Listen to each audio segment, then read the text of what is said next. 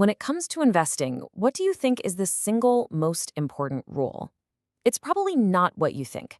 It isn't about finding the next hot stock or perfectly timing the market.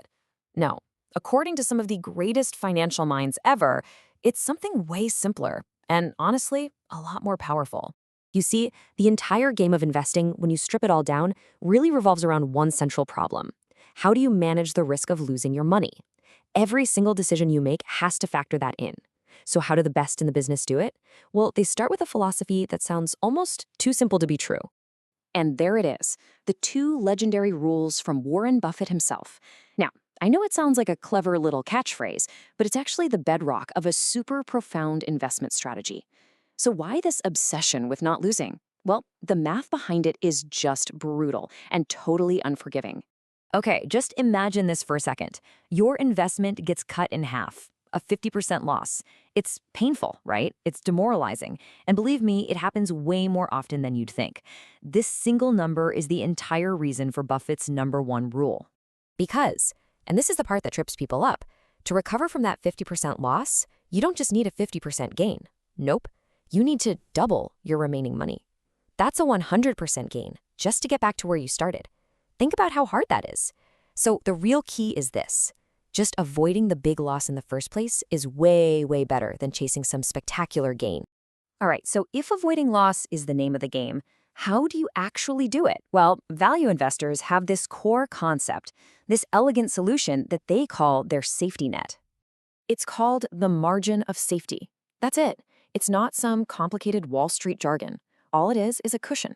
It's the gap between what a company is truly worth, its real intrinsic value, and the price tag you see on the screen. The bigger that gap, the safer you are. Simple as that. You know, the easiest way to think about it is like this. You're basically on the hunt for opportunities to buy $1's worth of a business for, say, 50 cents. If you can do that over and over again, you've built yourself a massive buffer for when things inevitably go wrong. Or here's another way to look at it. Think about an engineer building a bridge. They don't build it to hold the exact weight of the trucks they expect, right? Of course not. They over-engineer it. They build it to handle way more just in case. That extra capacity, that is the margin of safety. And why do you need that buffer so badly? Because the world is a messy, unpredictable place. A margin of safety is your protection. It's your shield against just plain bad luck, against getting the timing a little bit wrong, against, let's be honest, our own mistakes in judgment, and against all the crazy, unforeseen chaos that you just can't predict. Okay, so this whole thing really hinges on one giant question, doesn't it? How in the world do you know what a company is really worth to begin with? Let's take a quick look at how investors try to get a handle on that.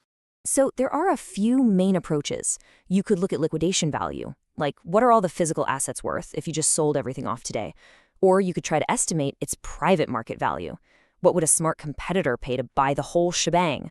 Or there's the discounted cash flow analysis, which is just a fancy way of estimating the value of all the cash that business is going to spit out in the future. But, and this is maybe the most important rule about all those calculations, a real margin of safety shouldn't be some tiny advantage you find on line 200 of a complicated spreadsheet. A truly great investment opportunity, it should be obvious. The discount should be so clear that the value almost jumps off the page and smacks you in the face. You know, this entire approach requires a huge mental shift in how you think about a very common word in finance, risk. The pros who live by the margin of safety, they have a completely different definition of risk than most of the financial world. And this is where you can really see the difference. On one side, you've got the Wall Street view, risk is volatility. It's how much a stock price wiggles up and down. But for a value investor, that's just noise. The real risk, the only one that truly matters, is the chance of a permanent loss of capital. It's the probability that your money is just gone for good. And once you really adopt that mindset, everything changes. A stock whose price is jumping all over the place can actually be a really safe investment if you bought it at a massive discount to its true value. And on the flip side, a safe, stable blue chip stock can be incredibly risky if you paid too much for it. Remember, price is what you pay, value is what you get. That gap between them, that's your safety. So, when you put all of this together, the focus on not losing, the margin of safety, the real definition of risk, it all leads to this simple but incredibly powerful guiding principle for long term success. This is the golden rule right here. If you focus all of your time and energy on not losing money, on buying good things with a massive margin of safety, you basically eliminate the worst case scenarios. And when you successfully protect the downside, the upside has this funny way of just taking care of itself. So I'll just leave you with this one question. The next time you look at an investment, what's going to be the very first thought in your head? Is it going to be about how much you can possibly make? Or is it going to be about how much you absolutely positively can't lose? Your answer to that might just change everything.